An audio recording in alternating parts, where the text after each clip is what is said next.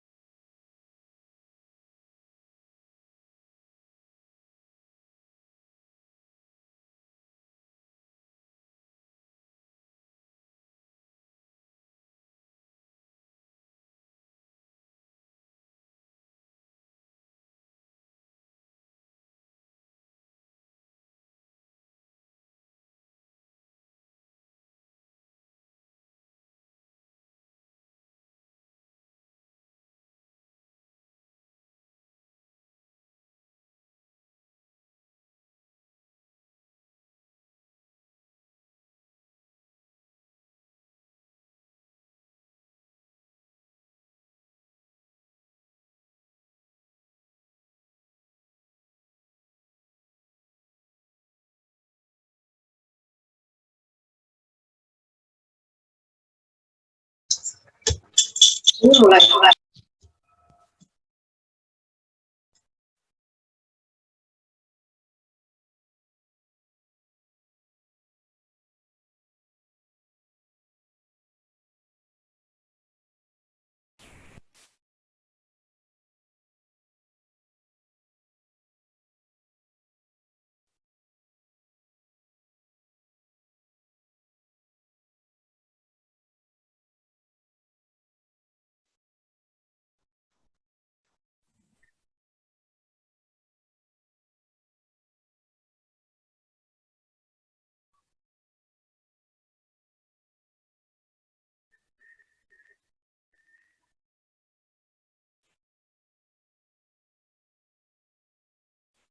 Gila.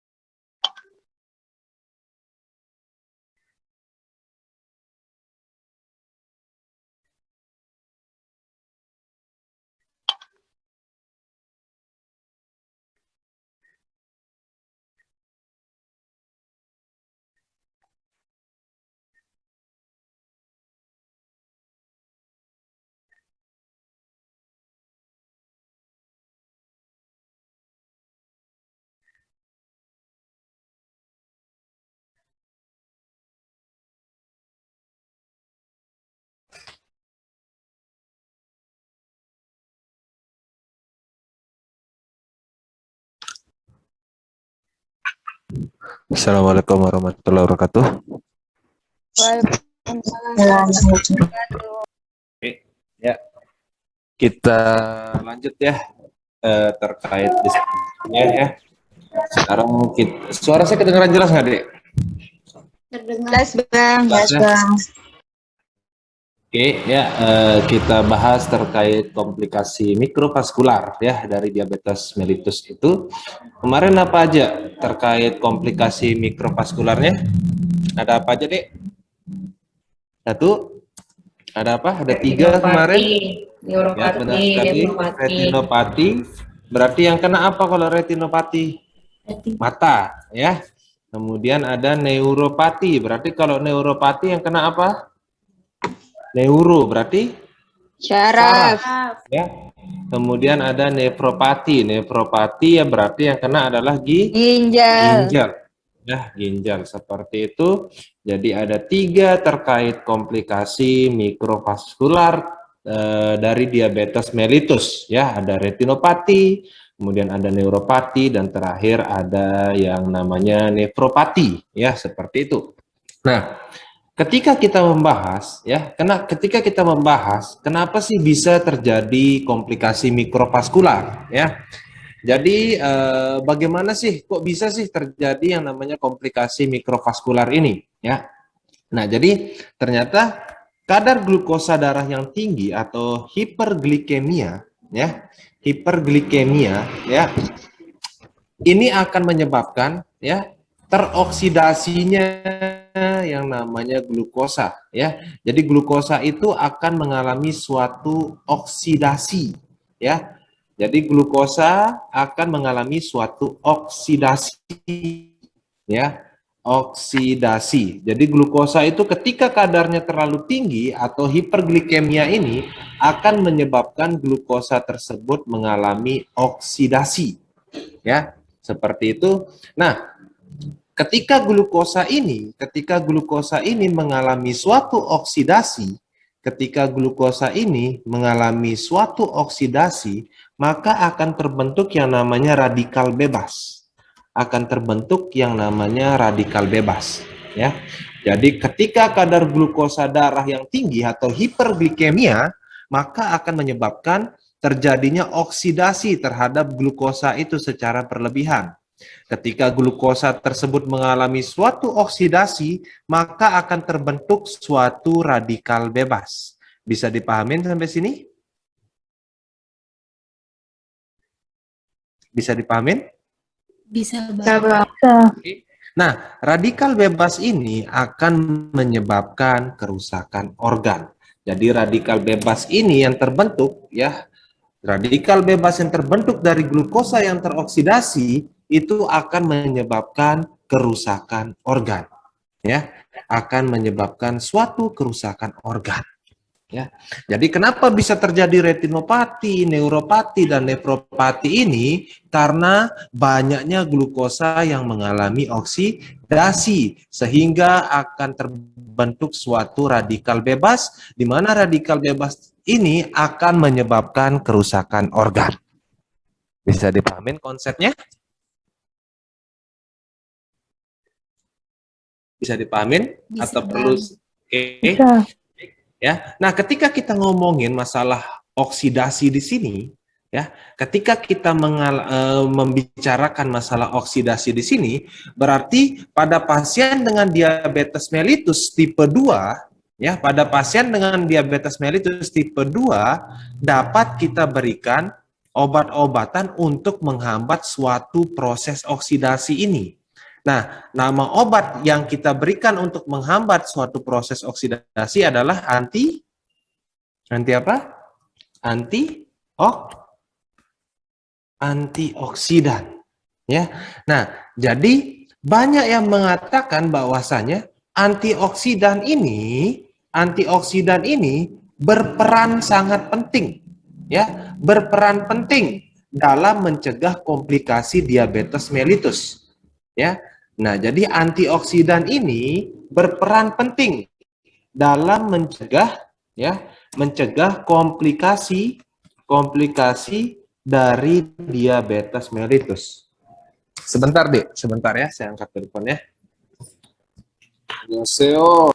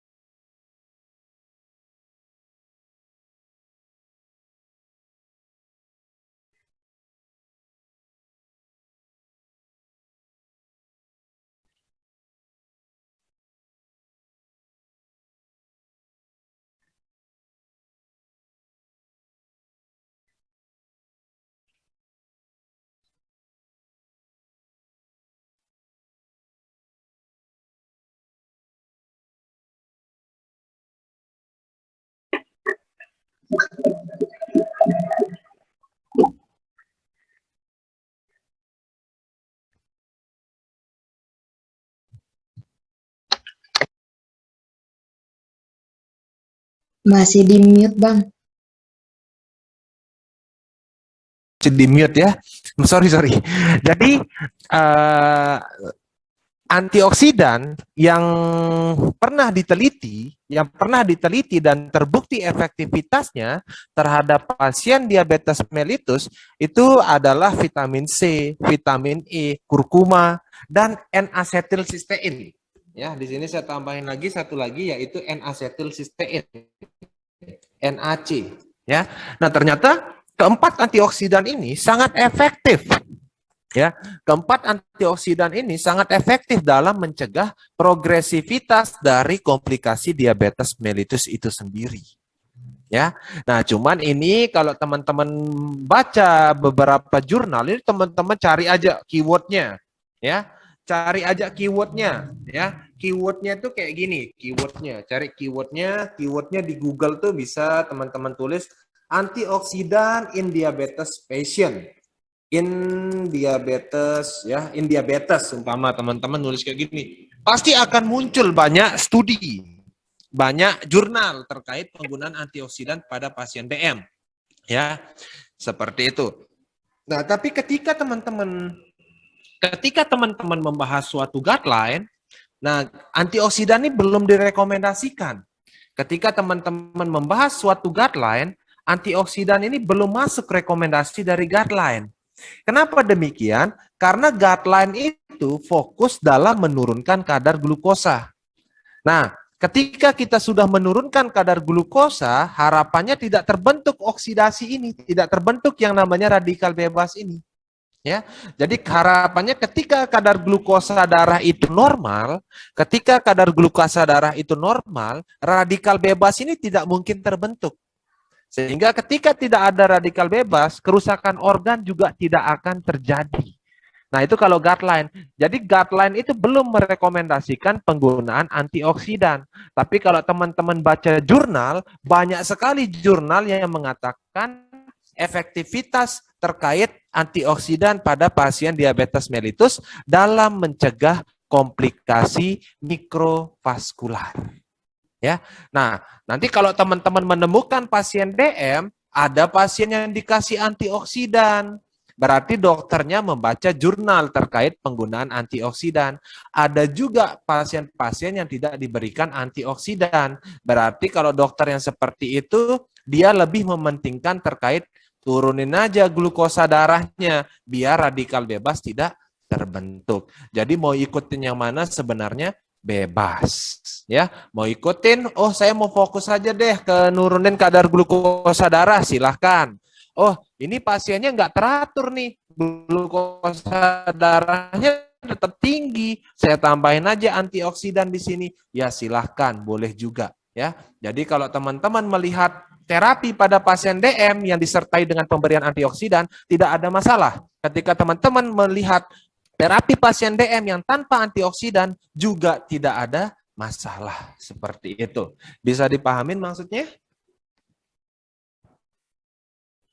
Kasih itu nggak jadi masalah Bisa ya? Bang. Bisa ya? Baik. Ya, ini boleh saya hapus dulu? Boleh saya hapus atau masih ditulis? Boleh, Bang. Ya, nah sekarang kita bahas satu persatu teman-teman. Ya, kita bahas satu persatu. Nah sekarang kita bahas retinopati. Ya, kita bahas terkait retinopati. Ya, jadi kalau retinopati berarti yang kena adalah mata. Ya, nah jadi yang kena adalah mata. Nah biasanya umumnya pasiennya di sini katarak teman-teman. Ya, umumnya pasiennya katarak. Jadi dalam artian ada selaput putih yang menutupi mata pasien. Ya, ada selaput putih yang menutupi mata pasien. Ya, nah selaput putih yang kebentuk ini, ya dapat mengakibatkan pandangan pasien menjadi terganggu. Ya, sehingga terkait katarak ini tidak ada terapi medikamentosanya. Jadi tidak ada obat-obatan yang kita gunakan. Ya, jadi tidak ada obat-obatan yang digunakan. Ya, nah terkait terapi retinopati pada pasien diabetes mellitus itu rekomendasinya hanya dilakukan tindakan laser. Ya, jadi tidak ada satu medikamentosa atau obat-obatan yang direkomendasikan kalau pasiennya sudah mengalami retinopati. Ya, kalau pasiennya sudah mengalami retinopati, untuk mengatasi retinopatinya adalah dengan satu cara, yaitu laser. Nah, laser di sini nanti harapannya bisa keangkat putih-putih, selaput putih yang menutupi mata pasien. Ketika sudah terangkat, otomatis retinopatinya bisa hilang. Nah, tapi ketika kita membahas retinopati ini, sifatnya dia hilang timbul, teman-teman. Ya, sifatnya dia hilang timbul. Jadi ketika umpama ada seorang pasien di laser, retinopati teratasi.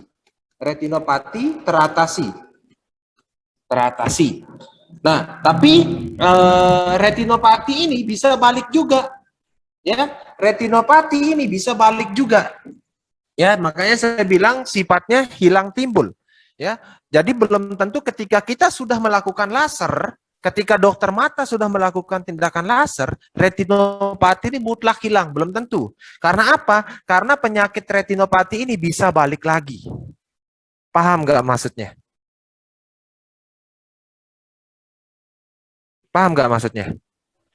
Paham, Paham, Bang. Bang. Paham ya? Bisa dipahamin ya? Nah, oke. Nah, sekarang ya, jadi misalkan ada seperti ini, teman-teman. Misalkan ada seperti ini, ya. Ada saya kasih dua contoh pasien. Saya kasih dua contoh pasien. Ini ada pasien A, ya. Ada pasien A, ya. Nah, pasien A ini ya sudah mengalami retinopati, ya. Setelah dilakukan retinopati, setelah dilakukan tindakan laser, ya, setelah dilakukan tindakan laser, pasien A ini tidak rutin mengkonsumsi obat-obatan, tidak rutin atau tidak patuh mengkonsumsi obat-obatan, atau tidak patuh, ya. Kemudian pola makan tidak teratur,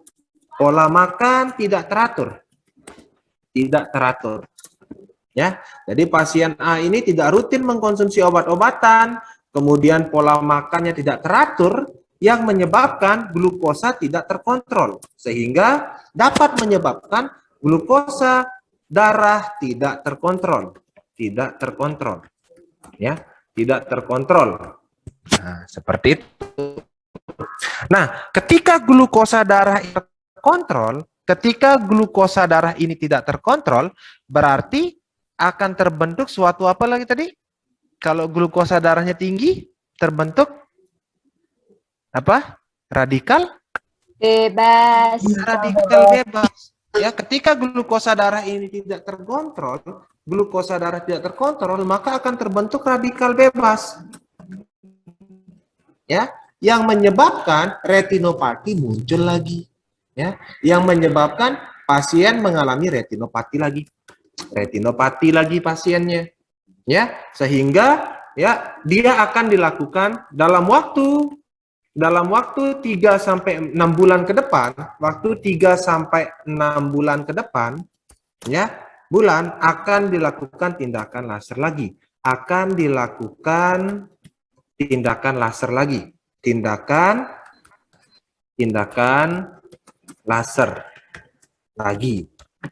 Ya, karena apa? Karena dia tidak mampu mengontrol kadar glukosa darahnya, sehingga dia akan dilakukan tindakan laser lagi, seperti itu. Ya. Nah, kemudian ada pasien B, ya, ada pasien B. Nah, pasien B ini sudah mengalami retinopati. Sehingga dia dilaser. Nah, tapi setelah dilakukan tindakan laser, dia patuh minum obat-obatan, patuh berobat. Pola makan teratur. Ya, pola makan teratur yang menyebabkan glukosa terkontrol, glukosa darah terkontrol. Ya. Nah, ketika glukosa darah ini terkontrol dengan baik, maka tidak akan terbentuk radikal bebas. Ya, radikal bebas tidak terbentuk.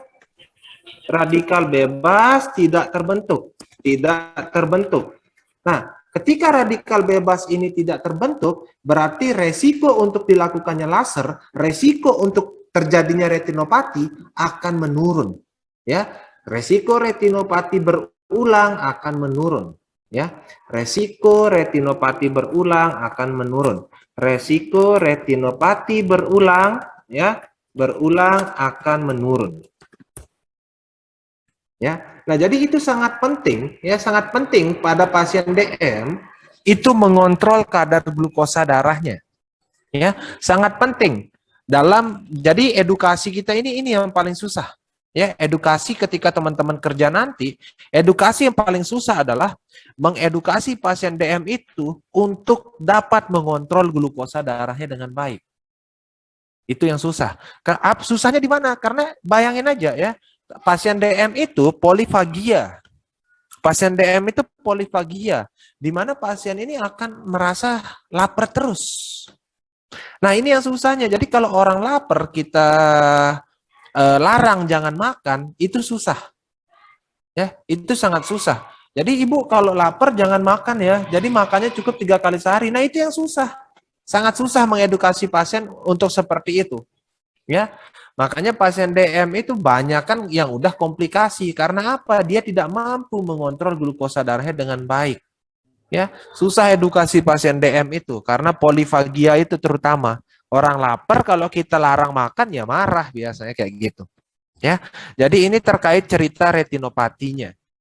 Bisa dipahamin sampai sini?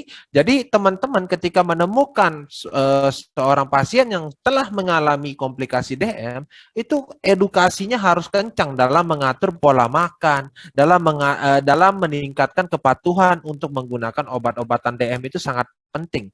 Untuk apa? Untuk menurunkan angka komplikasi ini.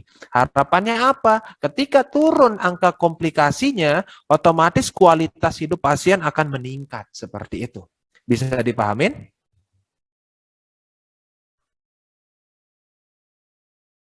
Bisa dipahamin poin yang Bisa, retinopati? Bang. Oke, Bisa, Bang. boleh saya hapus? Boleh saya hapus? Yang ini? Boleh, Bang. Boleh, Bang.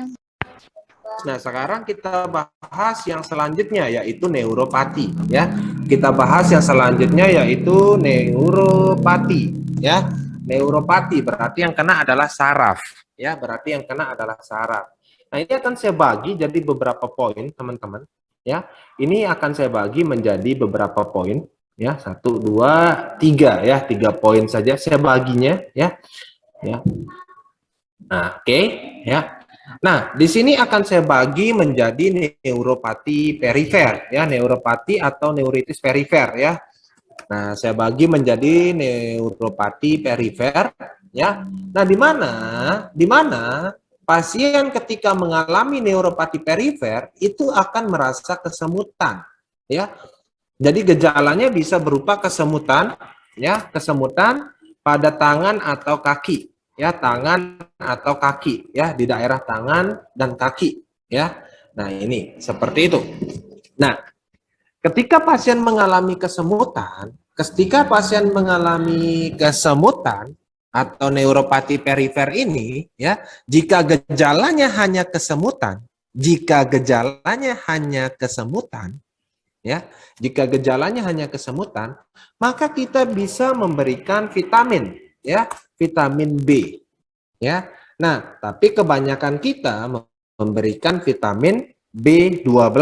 Karena apa? Karena pasien DM itu mengkonsumsi metformin. Di mana metformin dapat menyebabkan apa yang disebabkan oleh metformin kemarin? Apa? Ada yang masih ingat?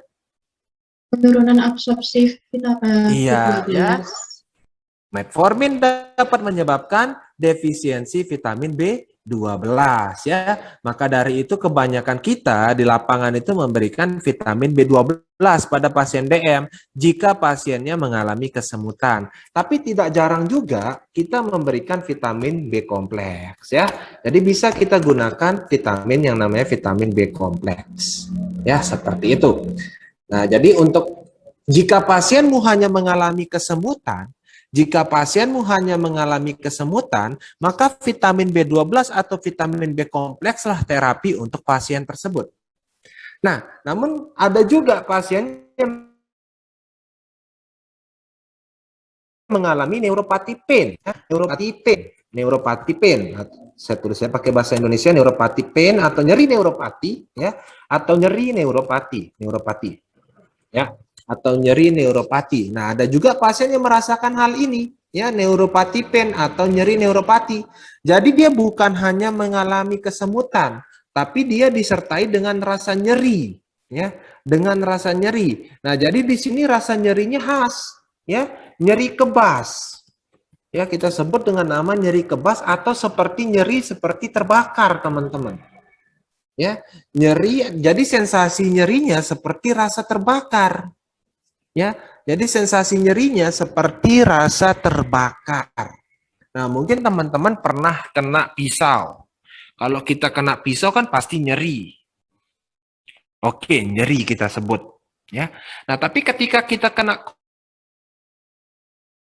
korek api umpama, nyeri atau benda panas itu nyeri juga.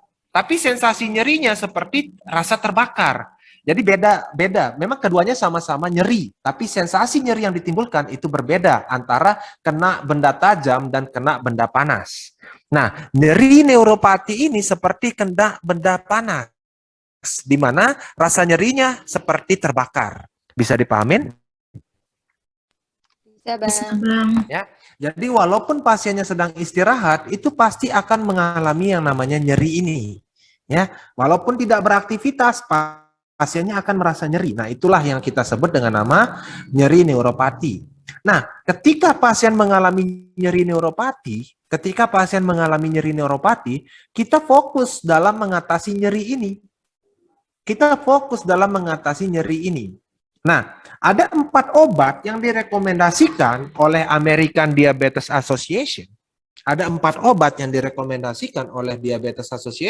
American Diabetes Association, terkait tata laksana neuropati pain ini. Ya. Yang pertama ada kita sebut dengan nama gabapentin. Ya. Kemudian ada amitriptilin, ya, kemudian ada pregabalin, ya, kemudian ada duloxetin. Nah, jadi keempat obat ini ya sudah direkomendasikan sebagai tata laksana neuropati pain. Nah, yang sudah di-approve oleh FDA, ya, itu hanya pregabalin yang udah di-approve oleh FDA. Jadi pregabalin ini sudah on label, istilahnya kita bilangnya, bukan off label lagi sebagai nyeri neuropati. Jadi dia sudah on label sebagai neuropati pain ini, ya, yang udah di-approve FDA. Kemarin kalau di apotek sering lihat yang mana yang dikasih ke pasien, Dek? Gabapentin biasanya dipakai ya, sama pregabalin ya. Ya, ini yang biasa dikasih ya. Ini yang biasa dipasih, pregabalin, gabapentin ini sih yang biasa dikasih kalau di apotek. Ya, seperti itu. Nah, jadi misalkan teman-teman, ya, ada pasien mengalami kesemutan. Ini pasienmu DM, ya, mengalami kesemutan. Ada pasien DM mengalami kesemutan. Kemudian ternyata dia juga mengalami nyeri neuropati. Ya, nyeri juga. Ya, nyeri seperti terbakar, nyeri kebas saya tulis. Nah, teman-teman disuruh pilih jawaban antara vitamin, umpama vitamin B kompleks. Misalkan pilihannya ada vitamin B kompleks. Nah, kemudian pilihan kedua ada umpama gabapentin. Teman-teman bakal pilih yang mana? Gabapentin. Ya, benar sekali. Kenapa demikian? Oke, vitamin B12 ini kan untuk kesemutannya. Kira-kira kalau kesemutan masih bisa kita tahan nggak dibandingin nyeri? Yang mana yang kita bisa toleransi? Kesemutan atau nyeri? Kesemutannya. Nah, jadi ketika teman-teman disuruh pilih antara kedua obat ini, ya teman-teman harus menjawab gabapentin. Karena kita fokus dulu ngatasin nyerinya. Ya, tapi kalau aslinya pasti kedua obat ini akan kita berikan. Di lapangan sering nggak lihat 2 obat ini dikasih ke pasien? Mecobalamin, gabapentin. Mecobalamin, pregabalin, umpama kayak gitu. Ya, pasti itu akan dikombinasi. Nah, cuma di UKA itu kita memilih satu antara 2. Jadi mana jawaban yang paling benar antara dibandingkan jadi pilihan itu mana sih yang jawaban paling benar? Ya, nah itu. Jadi teman-teman harus bisa melihat, oh ini pasiennya kenapa, untuk memilih terapi mana yang paling tepat untuk pasiennya. Kalau aslinya ya kita kasih kedua obatnya, tapi kalau UKAI kan disuruh pilih salah satu aja. Ya, kayak gitu. Bisa dipahamin sampai sini teman-teman? Terkait neuropati pain, terkait neuropati perifer bisa dipahami? Oke. Nah, kemudian yang ketiga, ini ada kita bilang gastropati, teman-teman. Ya, gastropati. Nah, jadi yang kalau sudah kena gastropati ini berarti yang kena adalah saraf di bagian saluran pencernaan. Ya. Nah, jadi ketika pasien kena di bagian saraf di bagian saluran pencernaannya, ketika pasien kena ya di bagian saraf saluran pencernaannya, pasien mengalami ya, pasien sini akan mengalami gejala berupa mual muntah.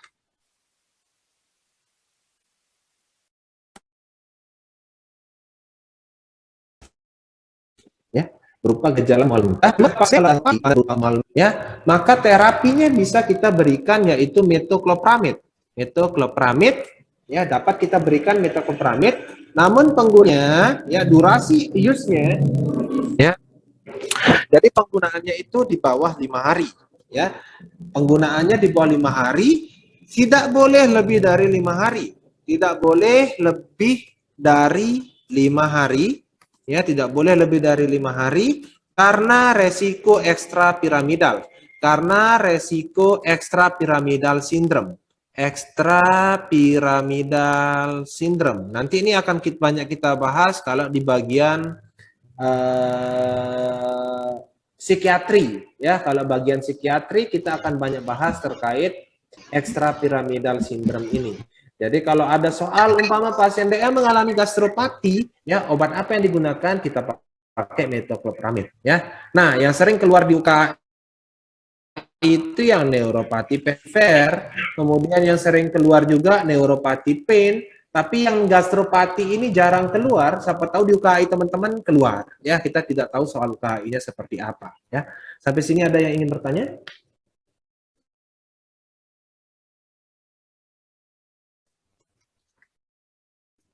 Ada yang ingin bertanya sampai sini? Bisa dipahamin? Ya, silakan. Bertanya, untuk Ya. dosis-dosisnya berapa pemakaiannya, misal gabapentin atau pregabalin atau Kalau metoclopramid? kalau gabapentin ini kita bisa berikan 100 mg, ya. Bisa 2 kali 1, ya. 100 mg terlebih dahulu, bisa ditingkatkan dosisnya menjadi 200 mg, bisa 2 kali 100 atau 2 kali 200 bisa, ya. Bisa seperti itu. Kalau pregabalin, ya, kalau pregabalin ini dosis yang biasa kita pakai itu 75 mg. Sekali 1 kali 1, 75 mg, ya. Tapi kalau duloxetin sama amitriptyl ini saya kurang tahu, ya. Nanti kita lihat aja rekomendasi dosisnya. Bentar saya lihatin, ya. Tunggu sebentar saya lihatin, ya. Tunggu sebentar, Medscape. Teman-teman punya Medscape semua pastinya, ya. Punya Medscape nggak? Punya, Bang. Ya, jadi bisa dilihat, ya, Medscape tuh kalau untuk lihat dosis bisa, ya, untuk lihat dosis bisa, profilasis migrain, post operatif neuralgia, bentar, outpatient. Oh, dosisnya bisa dipakai 25 sampai, ini depression, eating disorder 150. Oh, ini dosisnya bisa dipakai 65 sampai 100 untuk amitriptylin. Saya tulis di sini 65 sampai 100, ya. 65 sampai 100 untuk duloxetin sebentar, ya, untuk duloxetin, ya, untuk duloxetinnya dosisnya bentar. Mayor diabetik periferal 60 mg per hari, ya. 60 mg per hari. Kalau duloxetin 60 mg per hari, saya tulisin di sini, ya. 60 mg per hari, ya. Ini untuk dosis-dosisnya, ya. Ada lagi yang ingin bertanya? Ada lagi? Nggak ada? Bang, boleh tanya nggak? Silahkan, boleh deh, silahkan. Tapi mungkin ini agak ngulang ke awal kan tadi jaringan nggak stabil. Kenapa iya. komplikasi mikrovaskular itu bisa menyebabkan retinopati dan neuropati sama nefropati ya, Bang? Gini. Kan tadi, Radikal bebas, gitu ya? iya. Oke. Soalnya tadi jaringannya awal kurang stabil, maaf, Bang. Oke, ya, ya, nggak apa-apa. Oke, ini boleh saya hapus dulu berarti? Boleh, Bang. Oke, boleh saya hapus, ya? Oke. Nah, tadi kita sudah bahas bahwasannya tadi ketika kadar glukosa darah tinggi, glukosa darah, teman-teman bayangin, ya, glukosa darah berarti letaknya glukosa ini di dalam mana? Di dalam pembuluh darah atau di dalam sel? Di mana letaknya? Kalau kita ngomongin glukosa darah berarti letaknya di dalam pembuluh darah atau di sel? Pembuluh darah. Berarti pembuluh darah. Ya, berarti kita akan ngomongin yang namanya pembuluh darah. Ketika kadar glukosa darah tinggi, berarti ketika kadar glukosa darah tinggi akan terbentuk yang namanya radikal bebas. Berarti radikal bebas ini adanya di dalam sel atau di pembuluh darah? Di pembuluh darah. Pastinya akan berada di pembuluh darah juga. Nah, teman-teman bayangin sekarang, kalau radikal bebasnya ada di dalam pembuluh darah. Radikal bebasnya ada di dalam pembuluh darah. Ya, organ mana yang tidak dilewati oleh pembuluh darah? Semua organ pasti akan dilewati oleh pembuluh darah. Makanya komplikasi dari diabetes mellitus itu dari atas sampai bawah bisa. Karena apa? Radikal bebasnya berada di dalam pembuluh darah. Jadi kalau radikal bebasnya berada di pembuluh darah di mata, umpama kayak gitu, nyerang mata, sehingga terjadi retinopati. Pembuluh darahnya ada di pembuluh darah yang berhubungan dengan saraf, berarti nyerang saraf, terjadi neuropati. Pembuluh darah ginjal yang kena, berarti akan menyebabkan nefropati. Bisa dipahamin maksudnya? Karena apa? Karena radikal bebas ini ada di dalam pembuluh darah. Dan semua organ yang ada di dalam tubuh kita itu dilewati oleh pembuluh darah ini. Ya, makanya komplikasi dari diabetes mellitus itu dari atas sampai ke bawah bisa. Diabetes mellitus bisa nyebabin impoten? Bisa nyebabin impoten. Ya, seperti itu. Bisa dipahamin sampai sini, Dek? Bisa, Bang. Ya, seperti itu. Ada lagi yang ingin bertanya sebelum saya lanjut ke nefropati?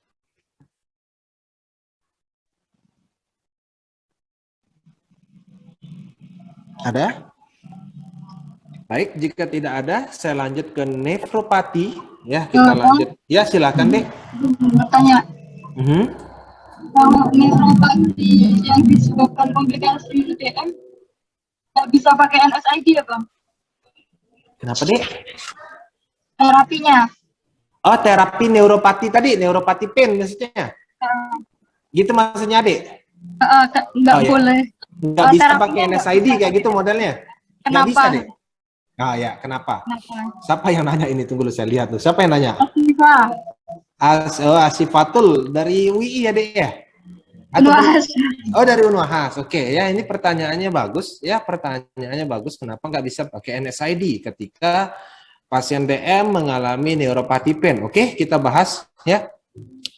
Nah, jadi kita akan membahas terkait rangsangan nyeri, teman-teman ya. Ini adalah saya tulis dulu rangsangan nyeri itu seperti apa sih rangsangan nyeri di dalam tubuh kita ya. Seperti apa arus nyeri itu di dalam tubuh kita. Kita pelajarin sedikit ya, kita pelajarin sedikit. Nah, oke. Kemudian saya buat lagi. Oke. Satu lagi saya pakein yang kayak gini lah, anggap ya. Kayak gini biar beda-beda bentuknya ya, biar beda-beda bentuknya. Oke, ya. Nah di bagian kulit kita ada yang kita kenal dengan nama nociceptor, Dek. Jadi yang kotak ini bagian kulit kita, ada yang kita kenal dengan nociceptor, ya, nociceptor. Ya. Nah, ada yang kita sebut dengan nociceptor, ya. Nah, yang ini ada yang kita sebut dengan nama dorsal horn, ya, dorsal horn, ya, dorsal horn. Saya tulis dorsal horn di sini, ya. Nah, kemudian yang ini saya sebut dengan nama sistem, istilahnya pusat nyeri di otak, ya, pusat nyeri di otak, ya, letaknya di otak, ya, di otak. Oke, ya. Nah. Rangsangan nyeri itu seperti ini, ya, rangsangan nyeri itu seperti ini. Dari nociceptor, dia akan melewati yang namanya peripheral nerve atau saraf perifer, peripheral nerve, ya, atau saraf perifer, ya, peripheral nerve atau saraf perifer, ya. Jadi rangsangan nyeri itu seperti ini, ya, rangsangan nyeri, ya, kenapa sih bisa muncul nyeri? Jadi umpama dari nociceptor, dia rangsangannya akan menuju ke peripheral nerve, ya, peripheral nerve, ya, ini tidak ada R-nya, sorry, nerve saya tulis, sebenarnya tidak ada R-nya di akhir, peripheral nerve. Dari peripheral nerve, rangsangan itu akan menuju ke dorsal horn, dari dorsal horn, dia akan menuju ke pusat nyeri di otak. Sehingga ketika rangsangannya sampai di pusat nyeri di otak, maka sensasi nyeri akan muncul. Sensasi nyeri akan muncul. sensasi nyeri muncul atau rasa nyeri muncul. Rasa nyeri muncul. Oke, ya. Rasa nyeri muncul. Nah, jadi patofisiologi nyeri itu ya seperti itu. Jadi rangsangannya bermulai dari nociceptor, ya. Dari nociceptor harusnya akan menuju ke peripheral nerve. Dari peripheral nerve harusnya itu akan menuju ke dorsal horn. Dari dorsal horn harusnya itu akan menuju ke pusat nyeri di otak. Ketika rangsangan itu sudah muncul ke pusat nyeri di otak, udah sampai ke pusat nyeri di otak, maka akan muncul rasa nyeri tersebut. Bisa dipahamin? Bisa dipahamin? Belum bisa? Oke, jadi nah seperti inilah ya. Rangsangannya itu seperti ini. Dari dorsal horn ke sini. Ketika sudah sampai sini muncul rasa nyeri. Paham nggak maksudnya? Bisa dipahamin? Bisa. Oke, ya. Nah, ketika kita membahas nociceptor, ya, jadi nociceptor ini akan aktif kalau ada prostaglandin. Jadi prostaglandin, ya, prostaglandin, kemudian apa lagi? Bradikinin, ya, bradikinin, ya, akan menyebabkan nociceptor ini aktif, ya, akan menyebabkan rangsangannya ini akan menuju ke nociceptor. Ya, jadi prostaglandin bradikinin itu akan menyebabkan rangsangan menuju ke nociceptor. Nah, disinilah peran dari NSAID kalian, NSAID teman-teman. Ya, disinilah peran dari NSAID, dia blok ke sini. Biar apa? Biar prostaglandin tidak berikatan dengan nociceptor. Disinilah peran dari NSAID. Ya, NSAID. Oke. Misalkan saya cubit teman-teman, itu kan di kulit, saya cubit kulitnya, muncul rasa nyeri. Saya pukul, muncul rasa nyeri. Karena apa? Nociceptor ini berada di kulit. Ya, letaknya dia biasanya di kulit, di bagian terluar. Nah, jadi di sini peran dari NSAID-nya, karena dia memblok prostaglandin. Harapannya apa? Tidak mengaktifkan nociceptor ini. Ya. Nah, ketika kita membahas peripheral nerve, bisa kita blok. Peripheral nerve ini bisa kita blok. Pakai apa? Pakai anestesi lokal. Ya, pakai apa? Pakai anestesi lokal. Sering dengar anestesi lokal, bisa kita blok. Ya, dorsal horn kita bisa blok. Dorsal horn ini kita bisa blok pakai apa? Pakai opioid. Pakai opioid, misalnya seperti morfin. Ya, misalkan seperti itu. Kemudian kita juga bisa pakai yang tadi itu, gabapentin dan lain-lain. Gabapentin dan lain-lain. Nah, kalau pusat nyeri di otak bisa kita blok pakai anestesi general. General anesthesion. Ya, biasanya kalau operasi besar itu bloknya di pusat nyeri di otak, general anesthesion. Nah, pada pasien yang mengalami nyeri neuropati, itu rangsangan nyerinya mulai dari dorsal horn. Nyeri neuropati itu rangsangan nyerinya mulai dari dorsal horn. Neuropati. Nah, ketika rangsangannya mulai dari dorsal horn, berarti nociceptor ini nggak aktif. Istilahnya nggak ada berhubungan dengan nociceptor. Berarti kita langsung bisa blok obat-obatan yang bekerja dalam memblok dorsal horn. Ada berapa jenis obat-obatan yang memblok dorsal horn? Kalau lihat ini. Ada apa? Ada apa aja yang memblok dorsal horn? Barusan saya sebutkan. Ada? Amitriptilin, Ya, ada opioid juga. Amitriptilin. Nah, berarti yang bisa kita pakai adalah opioid juga bisa kita pakai. Karena dia memblok dorsal horn. Kenapa nggak pakai opioid pada pasien dengan neuropati pain? Karena takutnya ketergantungan pasiennya. Karena lumayan relatif lama penggunaan obat-obatan untuk neuropati pain ini. Jadi harapannya, kenapa lebih dipilih gabapentin, pregabalin, dan lain-lain? Karena kita menghindari penggunaan opioid. Karena opioid ini bisa menyebabkan pasien mengalami ketergantungan. Seperti itu, ya. Nah, jadi karena nyerinya bermulai di dorsal horn, yang ini percuma kalian hambat. Jadi percuma kalian memberikan NSAID pada pasien yang neuropati pain. Jadi walaupun teman-teman memberikan NSAID sebanyak satu gudang atau satu pabrik, ya, nggak akan bisa ngatasi neuropati pain. Karena neuropati pain itu rangsangan nyerinya bermula dari sini. Jadi obat-obatan NSAID ini nggak mungkin bisa bekerja untuk mengatasi neuropati pain. Bisa dipahamin maksudnya?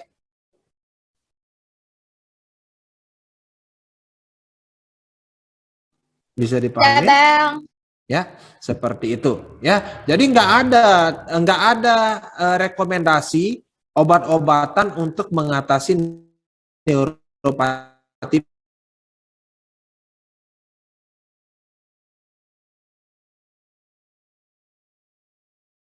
NSAID ini nggak ada, itu rangsangannya dimulai di dorsal horn. Jadi percuma blok peripheral nerve, percuma blok nociceptornya. Karena apa? Dorsal horn tempat mulai rangsangannya.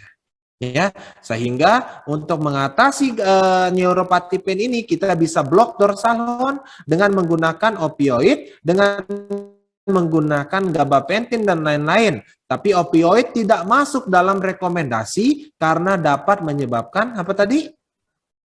Ketergantungan. Bisa dipahamin sampai sini? Bang. Ada lagi yang ingin bertanya? Saya hapus boleh ya? Oke, saya hapus ya. Jadi kalau teman-teman lihat gambarnya kayak gini, bentar ya saya lihatin ya. Bentar deh. Patofisiologi pain. Bentar.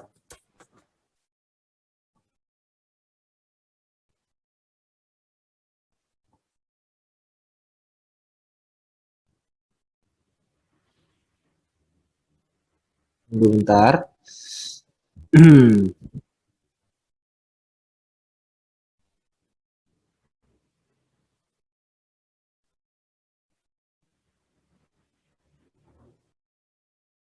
Oke, ini dia. Nah, ini yang saya gambarin tadi itu, ya. Belum kelihatan ya? Tunggu sebentar, Dek. Kok saya oke. Lagi ini caranya. Ini kelihatan, Dek? Kelihatan nggak ini? Kelihatan, Bang. Nah, ini yang saya gambarin tadi itu, tapi di sini dia tidak menuliskan. Dia tidak menuliskan nociceptor itu. Sebenarnya di sini ada nociceptor. Ya, ini mungkin nociceptornya dia, ya. Peripheral stimulus ini nociceptor. Kemudian peripheral nerve, kemudian dorsal horn, ya. Kemudian ini bagian dari dorsal horn, ya. Ada dorsal root ganglion, ya. Kemudian ke brainstem, ya. Kemudian di sinilah tempat dari pusat nyeri itu, ya. Jadi seperti ini, ya, patofisiologi dari nyeri, ya. Tapi tadi yang saya gambarin itu jamaknya, ya, biar mudah dipahami, ya. Ada lagi yang ingin bertanya sebelum saya lanjut?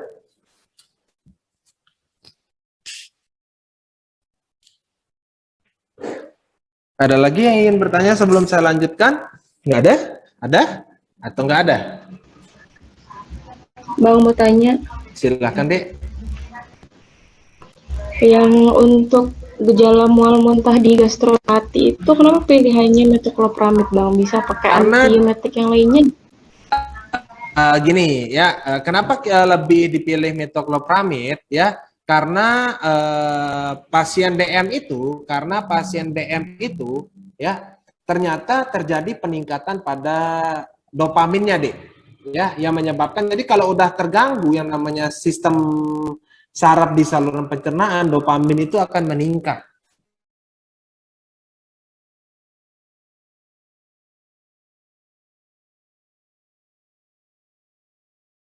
Ya, sehingga kita butuh dopamin. Jadi dopamin terjadinya mual muntah pada pasien DM, ya, yang menyebabkan mual muntah pada pasien DM, ya, dopamin yang berlebih ini. Nah, tapi ketika kita, sehingga dipilihlah metoclopramid. Tapi ketika teman-teman menggunakan obat-obatan lain, misalkan seperti domperidon, misalkan seperti ondansetron, ya, itu boleh-boleh saja. Boleh-boleh saja. Tapi yang lebih diutamakan ya, yang lebih diutamakan itu adalah yang metoclopramid, ya. Ini tertulis pada American Diabetes Association, ya. Saya nggak tahu di perkeninya ada atau tidak, tapi saya lihatin yang di American Diabetes Association, gastroparesis. Bentar, siapa tahu ada. Bentar deh. Oke, gastropati, ya. Gastro, bentar, saya tulis gastro. Bentar.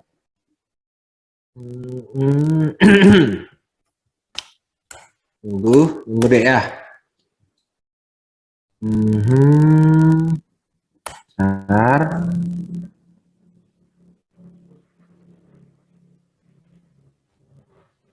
Bentar, tunggu sebentar deh, ya.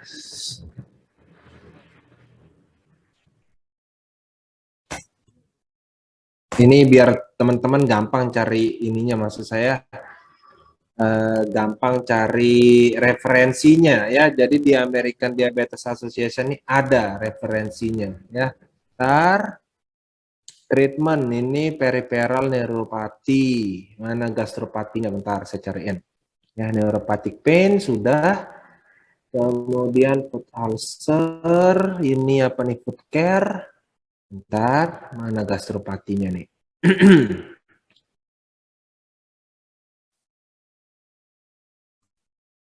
Gastroparesis. Gastroparesis.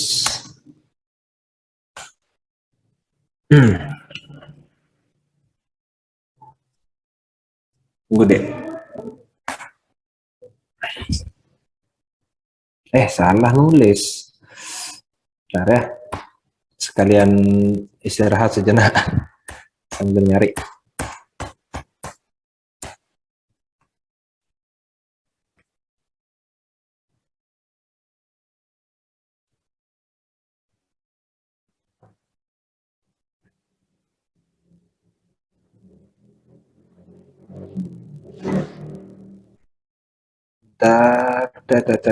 Kemudian dia bilang apa di sini? Oh, di sini nggak ada rekomendasi obatnya, ya. Bentar tapi ya. Dia cari otanik itu pertama itu saya tulis. Bentar. Nah, ini dia. Oke. Nah, ini dia ada nih. Halori bifull and prokinetic agent is approved to treatment. Oh, oke, ya, oke. Jadi gini juga ternyata ya, bentar, ya. Jadi gini juga ya. Jadi seperti ini ya kata-katanya ya. Gastroparesis ya, gastroparesis. Jadi mual muntah ya. Treatment for diabetic gastroparesis katanya gitu ya, gastropati. Kelihatan nggak deh ini deh? Kelihatannya? Kelihatannya. Nah, jadi dibilang gini low fiber gitu ya. Berarti minum apa nih, Dek? Makan apa nih kalau low fiber nih? Sedikit apa fiber? Sedikit serat. Ya, sedikit serat. Kemudian treatment ini non farmakologinya bisa kita edukasi juga, sedikit makanan yang berlemak ya. Nah, terus habis itu kita bisa edukasinya juga frekuensi makannya agak diturunin atau proporsi dari kalorinya itu bisa kita bagusin ya, kayak gitu ya, seperti itu katanya ya. Nah, kemudian ya di sini kita bisa menggunakan ya only metoclopramid dikatakan seperti itu ya. A prokinetic agent is approved by FDA for the treatment of gastroparesis. Nah, jadi di sini prokinetic di sini maksudnya adalah untuk meningkatkan pengosongan lambung. Ya. Jadi fungsinya dari prokinetik ini adalah untuk meningkatkan waktu pengosongan lambung. Jadi meningkatkan waktu pengosongan lambung. Tujuannya apa? Biar makanan yang ada di lambung itu cepat turun ke usus. Nah, berarti selain digunakan sebagai anti-emetik, metoclopramid ini juga bisa digunakan sebagai prokinetik ya. Jadi alasannya juga ternyata dia bisa sebagai prokinetik. Nah, tapi ketika kita ngomongin prokinetik ya, prokinetik ada 3 obat yang bisa digunakan sebagai prokinetik. Yang pertama ada metoclopramid, ya, dikatakan dia tadi yang di-approve oleh, hanya dia yang di-approve oleh FDA, metoclopramid, ya. Kemudian ada juga yang kita sebut dengan domperidon. Berarti boleh nggak saya pakai pasien DM saya kasih domperidon? Ya boleh-boleh saja seperti itu, karena domperidon juga bisa sebagai mual muntah. Yang ketiga ada erythromycin. Jadi erythromycin ini adalah antibiotik, tapi off labelnya dia sebagai prokinetik. Berarti untuk mengatasi gastroparesis, ya, untuk mengatasi gastroparesis pada pasien DM, ya, untuk mengatasi gastroparesis pada pasien DM, paresis pada pasien DM, kita butuh obat yaitu antiemetik, ya, antiemetik dan prokinetik, ya. Nah, di mana obat-obatan yang bersifat antiemetik dan prokinetik, ya, obat-obatan yang bersifat antiemetik dan prokinetik itu ada dua, yaitu metoclopramid dan domperidon, ya. Nah, cuman hanya metoclopramid yang di-approve oleh apa tadi kata American Diabetes Association-nya? Hanya is approved by FDA for the treatment of gastroparesis. Jadi hanya metoclopramid yang direkomendasikan oleh FDA untuk mengatasi gastroparesis, ya, seperti itu. Ya, bisa dipahamin? Bisa, Bang. Oke, ada lagi yang ingin bertanya? Itu rekomendasinya ada ya, American Diabetes Association. Kak, jika pasien DM komplikasi neuropati, pain, tetapi juga komplikasi gastropati, apakah ada saran terapi anti nyerinya? Karena pasien pernah diberikan gabapentin, tetapi malah memperparah gastropatinya. Bisa pakai ini deh, bisa pakai apa namanya pregabalin. Ya, biasanya kalau kita benar ya gabapentin itu bisa memperparah gastropati, benar sekali adiknya ya. Itu kita bisa pakai pregabalin ya. Jadi kebanyakan pasien kalau nggak cocok pakai gabapentin itu akan di-switch ke pregabalin ya. Nah, ini kan nih seperti ini katanya ya. Jadi dia bilang ini withdrawing drug with adverse effect of gastrointestinal mortality include opioid, anticholinergic, tricyclic antidepresan. Tricyclic antidepresan ini contohnya apa deh? Amitriptilin tadi, berarti nggak cocok ya kita pakai pada pasien yang mengalami gastroparesis ya. GLP-1RA gastroparesis juga kemarin ya bener ya, mual muntah kan juga ya GLP-1RA-nya. DPP4 inhibitor juga mual muntah. Ada lagi yang ingin bertanya? Ini pertanyaannya bagus-bagus nih ya. Ini udah apoteker atau gimana nih mungkin nih? Ini kan saya gabungin soalnya. Ada yang mau kuliah apoteker, ada yang udah kuliah apoteker, mau ujian UKI, ada yang udah apoteker. Ya, ini saya gabungin semua. Ada lagi yang mau bertanya? Ini dari kemarin bagus-bagus ya pertanyaannya ya. Jadi belum terlalu fokus dengan UKI-nya ya. Tapi it's okay, itu lebih bagus lagi ya. Itu lebih bagus lagi. Jadi belajar UKI sekaligus belajar lapangannya seperti apa itu lebih bagus lagi ya. Jadi nggak usah terlalu monoton dengan UKI-nya ya. Kalau udah jago di lapangan pastinya UKI itu akan jago juga deh. Ya, karena ilmu di lapangan itu jauh lebih luas dibandingkan UKI. Jadi kalau udah luas belajarnya berarti akan bisa menjawab soal-soal UKI-nya ya, insya Allah. Ada lagi yang ingin bertanya? Sebelum saya lanjut? Ada lagi? Nggak ada? Boleh saya lanjut berarti? Boleh saya lanjut? Boleh, Bang. Oke, ya. Oke, ke yang terakhir kita akan membahas terkait neuropati pain ya. Kita akan membahas terkait neuropati pain ya, neuropati pain. Oke, ya, nefropati, sorry. Ya, nefropati. Kalau nefropati berarti yang kena adalah apa, Dek? Ginjal. Ya, berarti ketika pasien mengalami nefropati yang kena adalah ginjal. Ya, yang kena adalah ginjal. Oke. Nah, ketika kita ngomongin suatu nefropati, maka ciri khas dari nefropati ini adalah terjadi yang namanya proteinuria. Ya.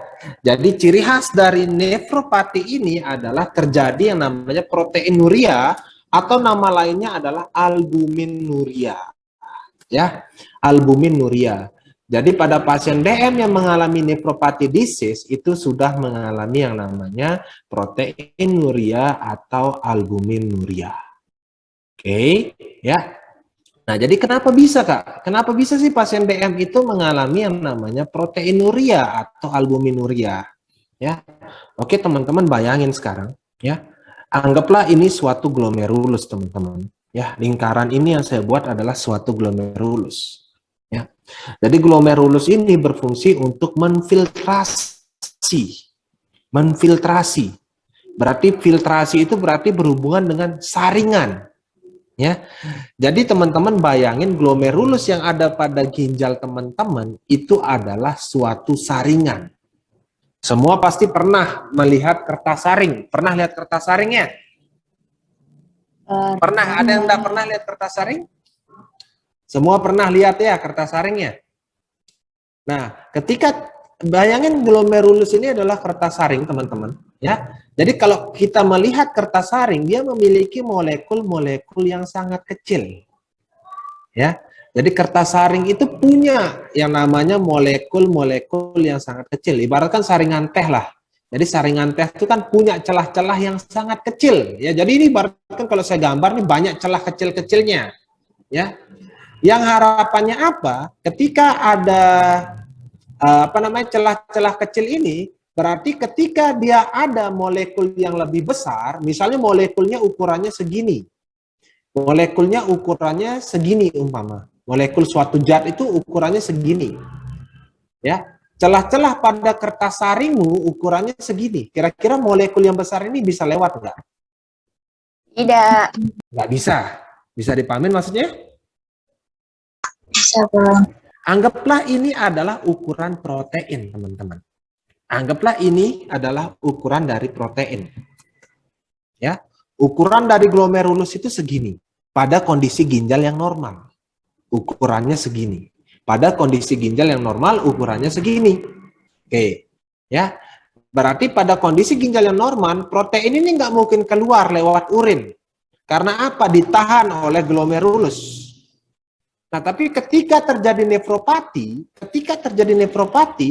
ada suatu glomerulus yang sudah jebol atau kita sebut dengan nama sklerosis glomerulus.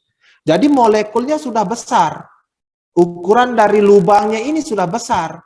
Sehingga apa? Protein yang ukurannya segini bisa keluar lewat lubang ini.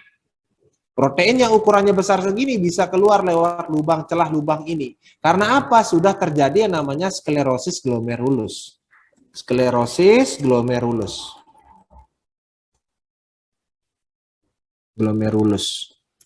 Glomerulus. Ya, sudah terjadi yang namanya sklerosis glomerulus yang menyebabkan ginjal ini jebol, yang menyebabkan molekul yang lebih besar seperti protein bisa keluar melewati urin. Sehingga nefropati ini ciri khasnya adalah terjadi proteinuria. Ya, terjadi proteinuria. Jadi umpama protein ini kadarnya di dalam tubuh kita 100%. Umpama kadarnya di 100% di dalam tubuh kita. Nah, dari 100% protein ini, ya 60%-nya adalah albumin. Jadi albumin ini merupakan protein yang paling besar kadarnya di dalam tubuh kita. Makanya pasien-pasien yang mengalami proteinuria itu bisa kita sebut dengan nama albuminuria juga. Ya, jadi kalau kamu ingin menyebut pasienmu albuminuria, bisa kamu sebut juga proteinuria karena sama saja konteksnya. Kenapa demikian? Karena albumin ini merupakan protein terbesar di dalam tubuh kita. Jadi ketika terjadi suatu nefropati, protein atau albumin akan keluar lewat urin. Sehingga apa? Kadar protein di dalam darah akan turun atau rendah? Akan rendah atau tinggi? Tinggi. Kadar protein di dalam darah akan rendah atau tinggi? Rendah. Ya, sehingga akan terjadi yang namanya hipoalbumin. Ya, sehingga akan terjadi yang namanya hipoalbumin. Nah, ketika pasien mengalami suatu hipoalbumin, maka pasien di sini bisa mengalami yang namanya edema. Jadi hipoalbumin itu akan mencetus kondisi edema. Nah, ketika pasien mengalami edema, ya, jadi bisa mengalami yang namanya overload syndrome. Ya, kita bisa sebut dengan nama overload syndrome. Overload syndrome ini jadi bisa pasiennya mengalami sesak, bisa karena hipoalbuminnya. Ya, overload syndrome mencetus kondisi sesak. Nah, jadi jangan heran ketika menemukan pasien dengan nefropati ada edemanya. Ya, kenapa bisa edema? Karena hipoalbumin. Kadang-kadang juga ada sesaknya. Kenapa bisa ada sesak? Ya, karena overload syndrome, kelebihan cairan yang menyebabkan sesak. Jadi cairannya ngerembes ke paru-paru sehingga pasiennya bisa sesak. Nah, ketika teman-teman menemukan pasien dengan nefropati ini, maka kita bisa blok di sini, teman-teman. Ya, jadi kita bisa blok di proteinuria, ya, kita bisa mengatasi proteinurianya, bisa kita atasin. Proteinurianya bisa kita atasin dengan cara memberikan antiproteinuria. Kita bisa memberikan obat yang bersifat sebagai antiproteinuria. Jadi harapannya antiproteinuria ini biar protein tidak banyak keluar melewati urin. Nah, antiproteinuria itu ada ACE inhibitor atau ada ARB juga. Jadi kalau lihat pasien nefropati diberikan ACE inhibitor atau ARB, tujuannya bukan sebagai anti hipertensi, melainkan antiproteinuria. Ya, teman-teman pernah dapat materi terkait sindrom nefrotik nih sama lupus nefritis pernah dapat? Ada yang pernah dapat sindrom nefrotik? Kasus? Atau di apa namanya? Atau di kampus pernah diajarin? Nah. Oh, pernah di rumah sakit pernah dapat. Siapa yang pernah dapat? Kuliah di mana, Dek? Kalau saya tanya. Siapa tuh tadi? Nah, ini kalau ditanya siapa? Oh, Chesley. Kuliah di mana, Chesley? Oh, di Unwahas. Di Unwahas dapat sindrom nefrotiknya di kampus atau di rumah sakit? Kalau di rumah sakit. Oh, di rumah sakit. Nah, ya. Jadi pasien-pasien dengan sindrom nefrotik itu mengalami proteinuria juga. Ya, biasanya anak-anak sindrom nefrotik. Di rumah sakit berapa usia anaknya kemarin, Dek? Kasusnya kemarin ingat nggak usia berapa anaknya? Usia dewasa. Oh, dewasa, udah dewasa. Berapa, Dek? Umurnya? Lupa. Oke. Lupa ya, anggaplah lupa ya, kayak gitu ya. Tapi biasanya sindrom nefrotik itu terjadi pada anak, ya. Nah, jadi sindrom nefrotik ini juga sama akan menyebabkan yang namanya proteinuria, ya. Maka dari itu nanti pada pasien sindrom nefrotik ada terapi ACE inhibitor atau ARB-nya. Tapi yang paling bagus sebagai antiproteinuria itu adalah ACE inhibitor, yang paling bagus, ya. Dibandingkan ARB jauh lebih bagus efek dari ACE inhibitor, ya. Nah, ketika pasien dengan proteinuria akan terjadi hipoalbumin. Nah, maka dari itu, untuk mengatasi hipoalbumin ini, kita bisa memberikan terapi albumin, teman-teman. Ya, kita bisa memberikan terapi albumin. Ya, jadi albumin infus, human albumin yang kita berikan.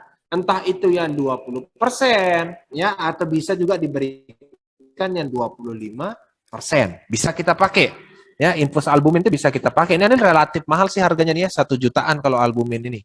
Ya. Nah, ketika terjadi edema, ya, atau overload syndrome. Kalau overload syndrome sih biasanya pasiennya langsung di HD biasanya ya, dilakukan hemodialisa untuk membuang cairan, ya. Jadi HD itu bukan cuci darah aja, jadi bisa buang cairan juga kalau hemodialisa. Ya. Jadi kalau umpama hanya edema, edema tungkai atau edema kaki, ya, kita bisa memberikan diuretik yang paling kuat, yaitu furosemid bisa masuk. Tapi kalau udah overload syndrome ini biasanya kita sudah mainin hemodialisa, ya, untuk membuang cairannya, disedot cairannya pakai alat hemodialisa tuh. Jadi hemodialisa itu bukan semata-mata membuang elektrolit, membuang bun, membuang kreatinin, bukan semata-mata itu, ya. Tapi dia juga bisa membuang cairan, ya. Kadang-kadang hemodialisa itu juga bisa digunakan pada keracunan, misalnya keracunan alkohol itu bisa dipakai, ya, sebagai lini terakhir, ya. Jadi terkait nefropatinya ya seperti ini, teman-teman. Ya, nefropatinya seperti ini. Ada yang ingin berdiskusi? Ada yang ingin berdiskusi? Ada yang ingin bertanya? Nggak ada?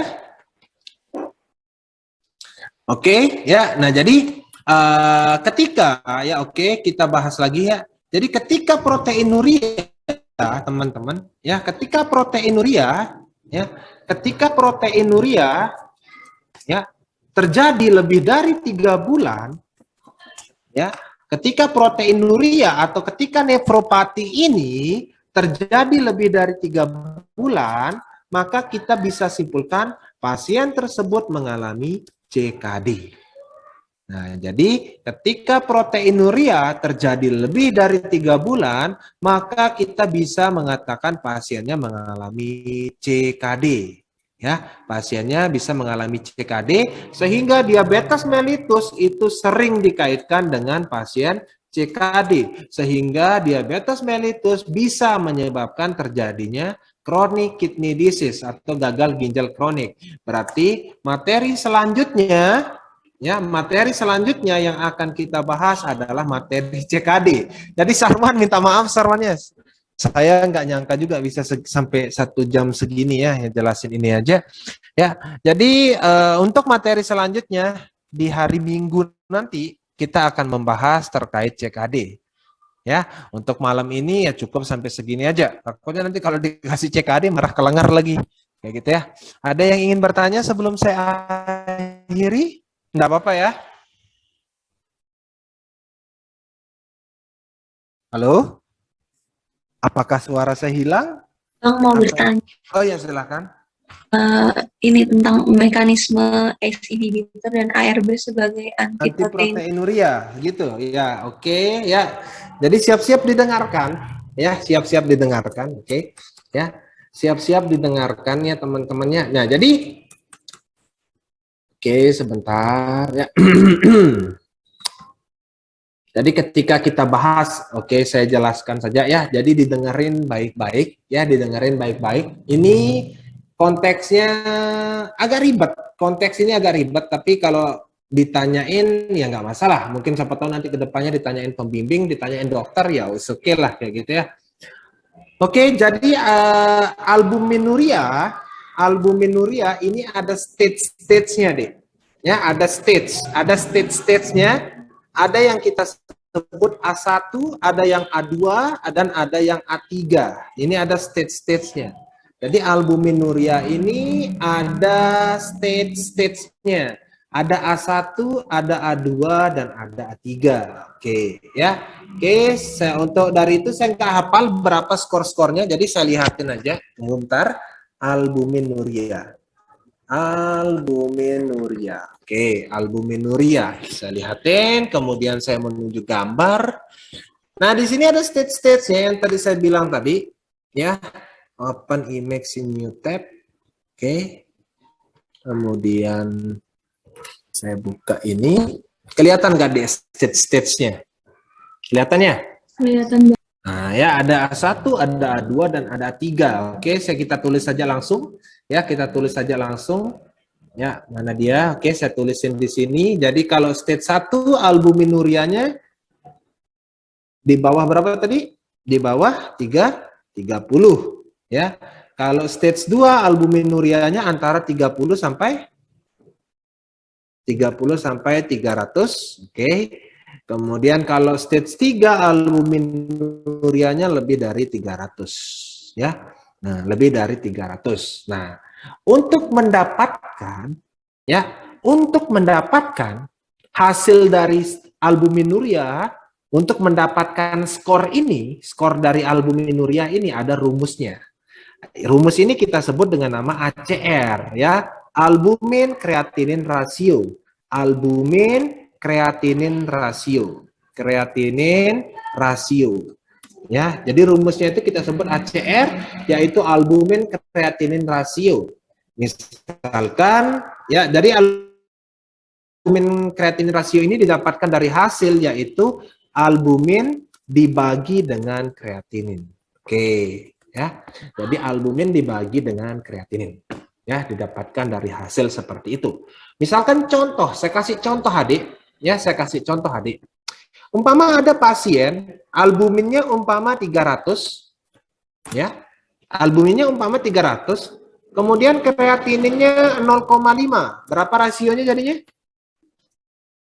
Bisa dibagi? 600, Bang. Oke, ya, albuminnya 300. Sekarang, ya, ini albumin, sorry, yang ini albumin. Kemudian yang 0,5 ini adalah kreatinin. Ya, berarti tinggal dibagi aja, albumin dibagi kreatinin, sehingga ACR-nya menjadi 600. Oke, ya, berarti teman-teman menyimpulkan bahwasanya ACR ini 600. Oke, benar. Ya, benar sekali. Nah, kemudian ada pasien yang kedua, albuminnya 300, anggaplah albuminnya 300, ini albumin. Ya, kemudian kreatininnya 2. Kreatininnya 2, berapa ACR-nya? 150. 150. Kesimpulannya apa kalau melihat ini, Dek? Kesimpulannya apa? Semakin tinggi kadar kreatinin, semakin rendah albumin nuria. Iya enggak? Paham nggak maksud saya? Kesimpulannya apa? Semakin tinggi kadar kreatinin, semakin rendah kadar albumin dalam urin. Semakin rendah skor dari ACR. Misalnya saya taruh, ini 150. 150 berarti range-nya ke sini. Dengan kreatinin 2. Yang ini 0,5 kreatininnya. Ya, kemudian albuminnya 300, berarti skor ACR-nya 600, berarti dia stage A3, lebih parah karena kreatinin ACR-nya lebih dari 300. Paham nggak maksudnya? Berarti semakin tinggi kadar kreatinin, ini 0,5, semakin rendah angka kejadian albuminuria. Paham maksudnya? Paham, Bang. Ya, oke. Nah, berarti kita fokus sekarang. Kok bisa sih S inhibitor menyebabkan penurunan albuminuria? Penurunan albuminuria. Oke, kita fokus sekarang.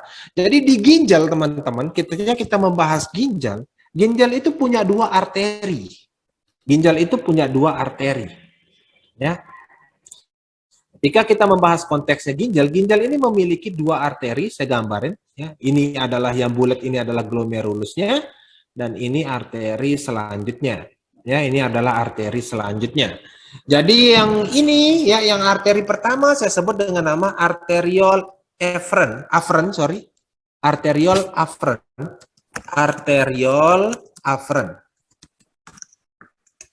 Ya, arteriol afferent. Oke. Ini arteri yang pertama. Nah, kemudian arteri yang kedua saya sebut dengan nama arteriol efferent, ya, arteriol efferent. Nah, ini arteri yang kedua. Jadi ada 2 jenis arteri di ginjal, ada arteriol efferent dan ada arteriol efferent, ya, seperti itu. Tunggu bentar. Oke, ya. Oke. Jadi seperti ini, ya. Nah, yang tengah ini adalah glomerulus. Yang tengah ini adalah glomerulus, ya. Nah, ketika kita membahas ini, jadi arteriol afferent ini akan membawa darah masuk ke glomerulus. Tujuannya apa? Untuk disaring. Jadi darah itu peredarannya seperti ini. Darah itu masuk. Jadi dari arteriol afferent masuk ke glomerulus disaring. Ketika darah itu sudah disaring akan keluar melewati arteriol efferent. Bisa dipahamin? Bisa, Bang. Oke, bisa dipahamin. Ya. Nah, secara fisiologi normal, arteriol afferent ini akan bersifat vasodilatasi. Ya, secara fisiologi normal, arteriol aferen akan bersifat vasodilatasi karena adanya suatu zat atau mediator kimia yang kita sebut dengan nama prostaglandin. Jadi prostaglandin itu akan menyebabkan vasodilatasi pada arteriol aferen. Prostaglandin akan memicu terjadinya vasodilatasi pada arteriol aferen. Ya. Nah, kemudian secara fisiologi normal, arteriol eferen ini dapat memicu terjadinya vasokonstriksi. Dapat memicu terjadinya vasokonstriksi. Ya. Nah, arteriol aferen bisa vasokonstriksi karena adanya angiotensin 2. Angiotensin 2. Ya. Karena adanya reseptor angiotensin 2. Jadi angiotensin 2 di ginjal itu akan menyebabkan suatu proses vasokonstriksi yang menyebabkan terjadinya vasokonstriksi pada arteriol aferen. Nah, ketika yang di sini vasodilatasi, ketika aferen ini vasodilatasi, dan ketika eferen ini vasokonstriksi, maka GFR akan meningkat. GFR meningkat, teman-teman. Ya, bayangin teman-teman di sini GFR meningkat. Ya, jadi ini harus vasokonstriksi, yang ini harus vasokonstriksi. Jadi aferen ini harus vasokonstriksi dan eferen ini harus vasokonstriksi dan aferen ini harus vasodilatasi agar GFR meningkat. Bisa dipahamin? Bisa, ya, oke, bisa dipahamin, ya. Nah, kenapa bisa ACE inhibitor?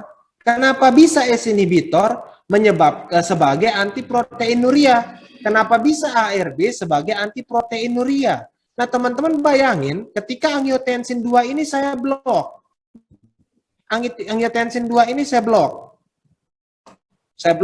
Kira-kira efernya vasokonstriksi enggak? Tidak. Maka ini akan terjadi vasodilatasi. Ini akan terjadi yang namanya vasodilatasi. Ya, ketika ini vasodilatasi efernya vasodilatasi, maka akan terjadi penurunan GFR, nggak meningkat lagi GFR-nya, malah turun GFR-nya. GFR menurun, kreatinin akan turun. Naik atau turun? Naik. Kreatinin naik, albuminuria akan turun, balik lagi ke konsep ini. Paham nggak maksudnya?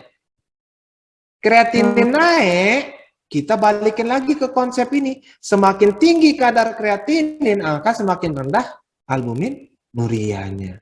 Jadi kadang-kadang kreatinin yang tinggi pada pasien gagal ginjal itu bisa menurunkan albuminurianya. Tapi nggak boleh juga terlalu tinggi kreatininnya karena toksik.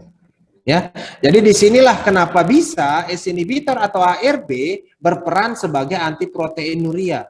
Karena dia akan menurunkan GFR. Kalau GFR menurun, otomatis protein yang kebuang menjadi sedikit. GFR menurun, protein yang kebuang menjadi sedikit. Itu dia kenapa bisa digunakan sebagai antiproteinuria. Karena dia menurunkan GFR, jadi otomatis dia bisa bersifat nefrotoksik.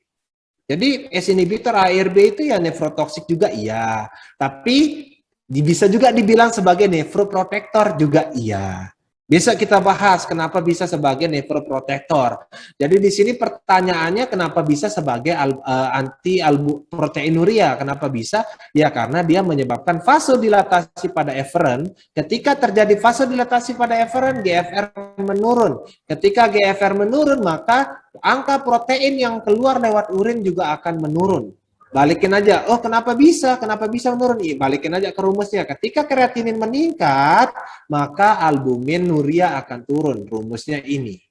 Albumin dibagi dengan kreatinin. Ya, jadi agak ribet.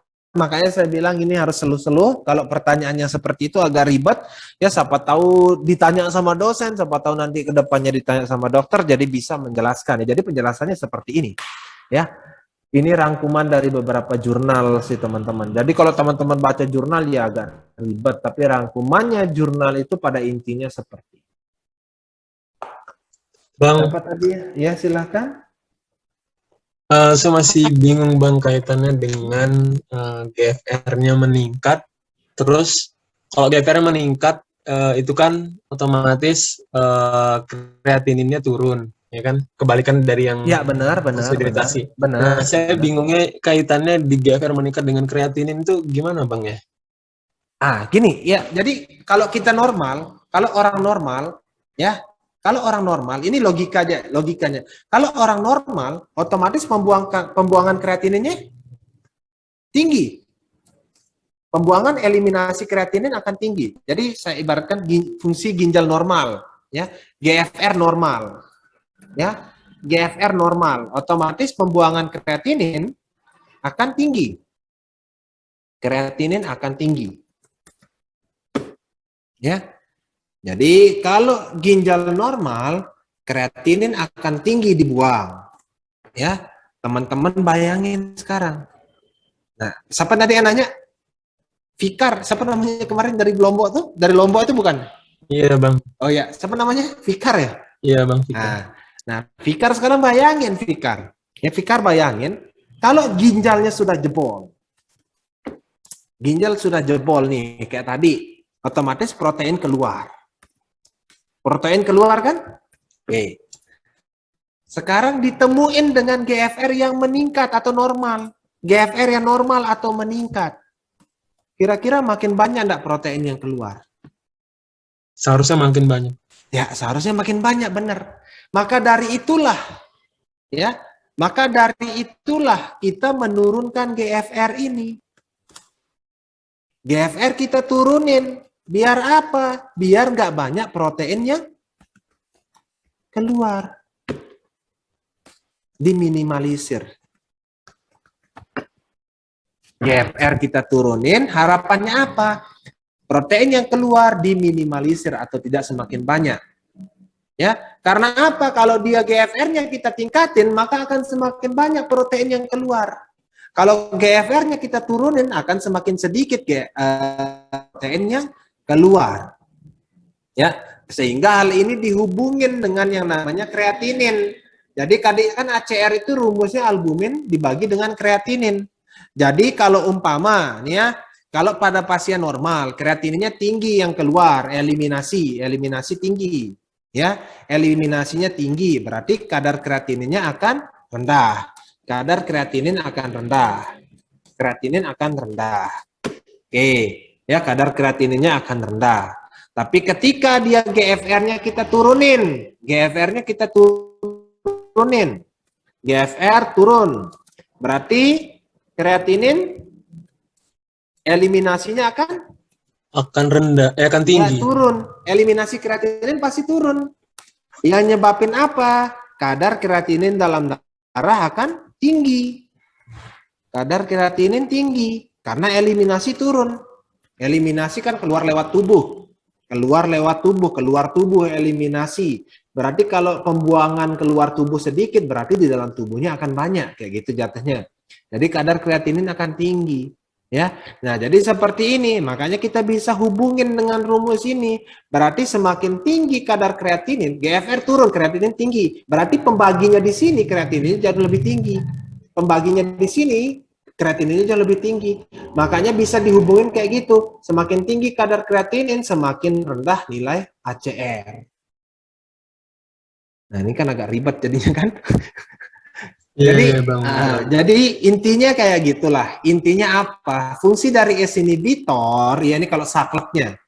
S inhibitor atau ARB itu fungsinya adalah dia akan memvasodilatasikan eferen sehingga GFR menurun. Ketika GFR menurun, angka proteinuria juga akan menurun atau angka albumininuria juga akan menurun. Intinya seperti itu. Kalau ditanya kenapa bisa vasodilatasi eferen? Ya karena eferen itu yang menyebabkan vasokonstriksi adalah angiotensin 2. Ketika saya blok angiotensin 2-nya maka akan terjadi vasodilatasi. Ya, seperti itu intinya. Yang tadi bertanya siapa yang tadi bertanya? Lupa Terima saya kasih nanya. banyak, Bang. Sama-sama. Siapa tadi cewek yang nanya tadi? Ya, Bang. Siapa itu? Oh, Salva. Salva ini UI ya? Ya, ya. Jadi seperti itu deh penjelasannya ya. Jadi jelasin ini berapa menit? Ya, ada lagi yang ingin bertanya?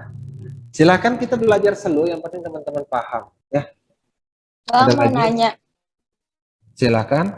Nah, Bang, kalau yang normalnya kan harusnya GFR-nya meningkat. Ketika Normalnya dikasih benar. ketika dikasih ARB kan akhirnya GFR-nya menurun. Benar sekali, benar. Nah, kalau Terus? misalnya turun itu ada efek sampingnya enggak? Kan Nah. harusnya Harusnya iya, gimana? harusnya meningkat atau harusnya Ya, normal terus harusnya diturunkan gitu.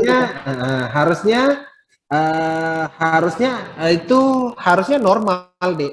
Ya, harusnya GFR itu normal atau meningkat karena itu bagus, tapi tidak dengan pasien yang mengalami nefropati.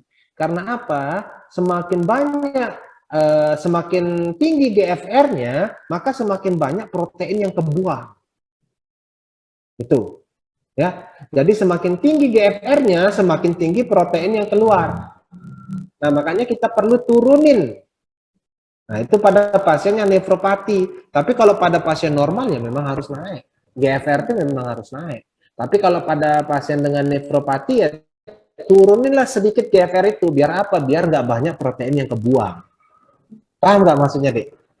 Paham, paham, Bang. Ya, jadi ini khusus pasien nefropati, Dek, yang ditandai dengan proteinuria.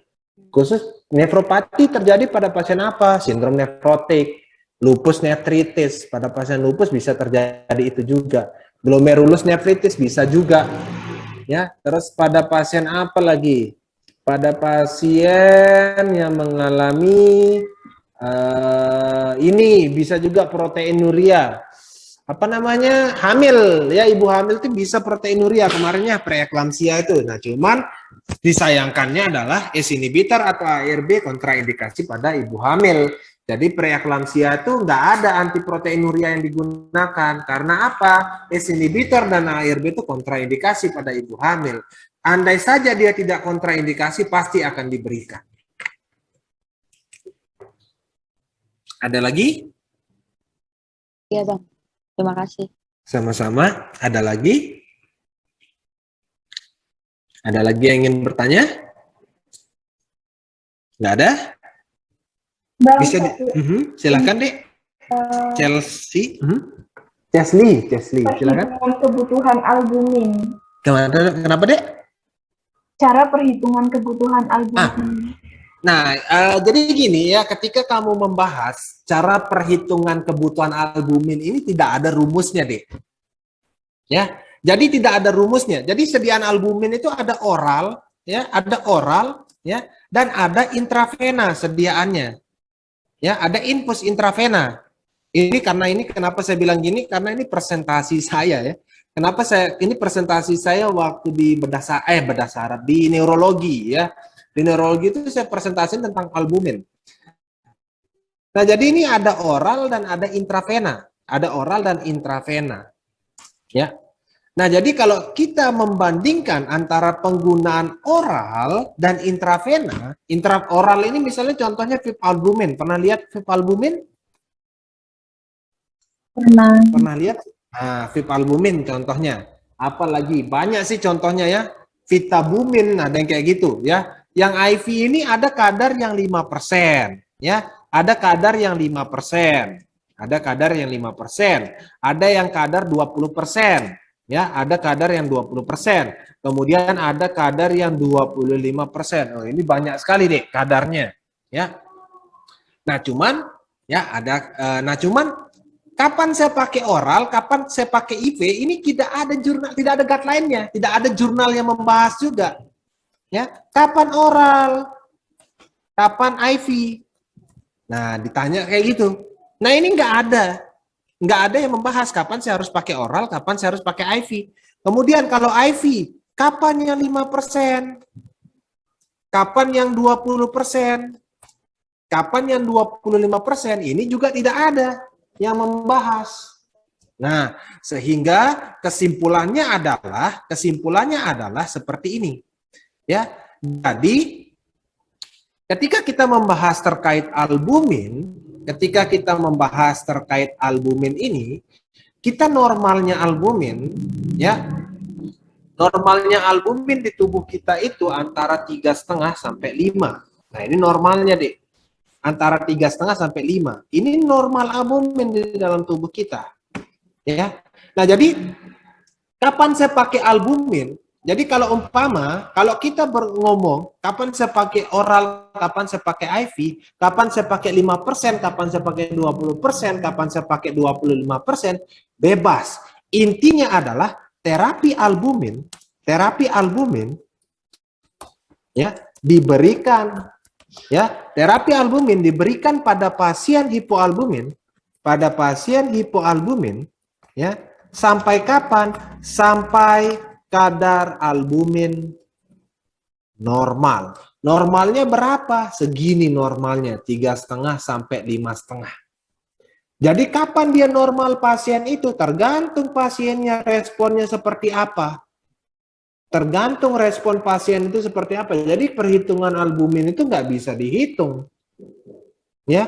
Jadi yang menyebabkan hipoalbumin itu ada 3 faktor. Jadi hipoalbumin ini penyebabnya ada 3 faktor. 1, pembentukannya terganggu, sintesisnya terganggu. Nah, jadi sintesis albumin ini ada di hati, pembentukan protein itu ada di hati. Jadi pada pasien yang mengalami gangguan hati pasti akan mengalami sintesis albumin. Ya, yang menyebabkan hipoalbumin. Kedua, ekskresi yang meningkat atau eliminasi meningkat. Kapan dia meningkat eliminasinya? Pada pasien gangguan ginjal, karena ginjal yang berfungsi keluar masuknya albumin itu lewat ginjal, keluarnya albumin itu lewat ginjal. Jadi eliminasi meningkat, pengeluarannya terlalu tinggi, keluar tubuh terlalu tinggi. Pada apa? Pasien yang gangguan ginjal. Ya. Ketiga, metabolisme atau katabolismenya terlalu tinggi. Pada apa? Pasien luka bakar. Pasien infeksi atau sepsis. Nah, ini yang menyebabkan kondisi-kondisi hipoalbumin. Ya. Nah, jadi kapan saya pakai obat-obatan ini? Terapi albumin itu ketika kamu menemukan pasien yang seperti ini mengalami hipoalbumin, naikin kadar albumin sampai normal. Nah, kalau mau hitung kebutuhan jumlah albumin nggak bisa. Kenapa saya bilang nggak bisa? Misalkan seperti ini, oh ginjalnya mengeluarkan 100 protein. Berarti saya butuh 100 protein, karena 100 yang keluar, 100 yang masuk, biar balance. Oh sih, oke. Kalau logikanya seperti itu, oke. Hatinya hanya memproduksi 10. Bagaimana cara kita tahu? Jadi makanya nggak bisa. Jadi makanya data lab terkait albumin itu sangat penting dipantau ketika kamu memberikan pasien albumin, terapi albumin. Ketika kamu memberikan pasien terapi albumin, data lab terkait albumin itu sangat penting dipantau. Ya, karena apa? Karena itu yang kita lihat untuk melihat, oh, udah efektif belum pemberian albumin saya. Jadi kadang-kadang ada pasien yang kita berikan 20%, udah mulai naik kadar albuminnya. Ada yang kita berikan 20%, tapi tetap aja kadar albuminnya. Makanya nggak bisa kita hitung yang namanya kebutuhan albumin. Ya, nggak bisa dihitung. Nah, kemudian terkait itu juga, apa sih yang bakal terjadi ketika pasiennya hipoalbumin? Nah, ini yang perlu kita pelajari terkait, karena kita seorang farmasi. Nah, albumin ini kan kalau kita bayangin, ya, fungsi dari albumin ini kan ada banyak, Dek. Ya, ikat obat-obatan. Ikat obat. Kalau albuminnya rendah berarti obat bebas akan banyak kadarnya. Kalau obat bebas banyak kadarnya, toksisitas obat terjadi. Kedua, ikat toksin. Toksin diikat. Zat-zat racun diikat oleh albumin. Kalau albuminnya rendah, toksinnya makin banyak, racunnya makin banyak. Nah, itu yang perlu dipelajarin. Ikat radikal bebas. Radikal bebas juga diikat. Kalau hipoalbumin, radikal bebasnya makin banyak. Ya. Jadi makanya itu sangat penting untuk meningkatkan albumin, untuk membalikan albumin ini ke arah yang normal. Itu sangat penting. Hipoalbumin menyebabkan edema juga, itu juga. Nah, jadi kalau terkait perhitungan albumin itu nggak ada. Jadi kalau teman-teman mau baca albumin ini, ya, albumin ini kalau teman-teman mau baca itu saya punya kalau folder yang khusus albumin, ya. Saya udah bagikan kemarinnya. Saya udah bagi belum Google Drive-nya? Udah Bang. Udah ya. Bentar. Nah ini ada teman-temannya. Bentar. Saya di mana saya taruh albumin? Harusnya ada albumin itu ya. Bentar, albumin. Coba saya tulis albumin dulu ya. Albumin. Ada satu. Nah ini khusus albumin satu folder nih, Dek. Nah ini albumin semua nih. Kelihatan nggak ini? Kelihatan nggak ini? Kelihatan Bang. Nah ini waktu itu bahan presentasi saya nih, karena saya ngomongin albumin di neurologi, ini semua saya udah baca. Makanya kalau ditanya, apa namanya, terkait albumin, bagaimana cara perhitungannya, nggak ada. Ya, nggak ada cara perhitungan albumin. Kenapa nanya perhitungan albumin, Dek? Ditanyain sama, apa kemarin namanya yang di rumah sakit? Apa namanya, pembimbing rumah sakit tuh? Iya. Perseptornya nanyain, siapa yang nanyain si albumin tadi? APCP di Bangsal, Bang.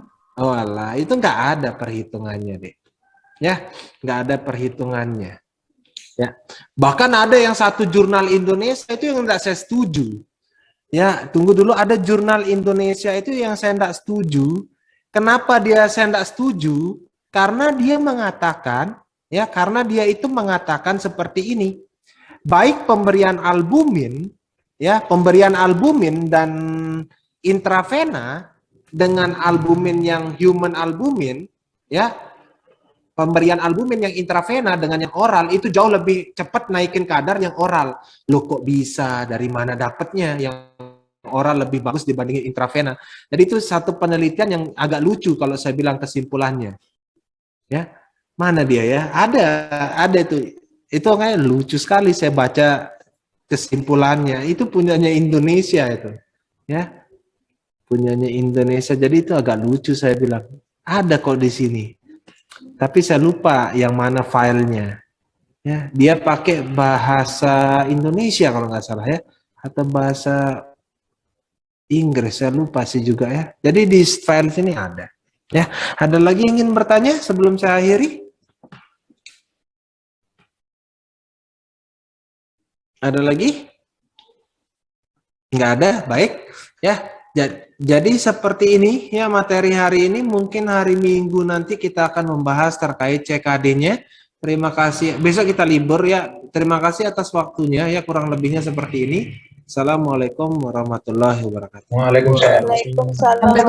Terima Terima kasih Bang. Warahmatullahi wabarakatuh. Makasih, Bang. Bye Bang. Sama.